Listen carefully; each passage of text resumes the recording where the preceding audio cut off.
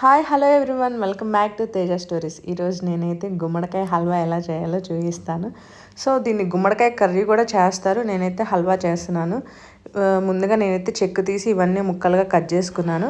వీటినైతే నేను క్లీన్ చేస్తున్నాను. క్లీన్ చేసి ఇక్కడ నేను కావాల్సినవన్నీ తీసుకున్నాను. ఏమేమి కావాలంటే బెల్లము, నెయ్యి, ఒక బౌల్ తీసుకొని స్టవ్ మీద పెట్టాను. బౌల్ హీట్ అయ్యాక ఇక్కడ నేనైతే నెయ్యి వేస్తున్నాను.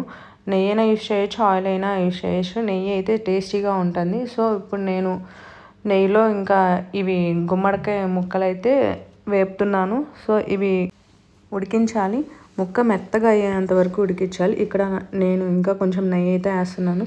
సో కొంచెం వాటర్ కూడా యాడ్ చేశాను. వాటర్ యాడ్ చేయాలి, ముక్క మెత్తగా అయ్యేదాకా ఉడికించాలి. ఇక్కడ నేనైతే బాగా మంచిగా లేత తీసుకున్నాను. ముదురుదైతే అసలే బాగోదు, లేతగా అయితే బాగుంటుంది. సో ఇక్కడ నేను ముక్క ఉడికిందో లేదని చూస్తున్నాను. ఉడికింది. సో ఇప్పుడు నేనైతే బెల్లం యాడ్ చేసేస్తున్నాను. బెల్లం ఎంత కావాలి అనేది చూసుకొని యాడ్ చేసుకోవాలి, టేస్ట్కి తగ్గట్టు తీపికి. సో ఇక్కడ నేనైతే మళ్ళీ కొంచెం సేపు ఉడికించాలి. హల్వా అయితే రెడీ అయిపోయింది. Thanks for watching. Please subscribe to my channel. Bye bye.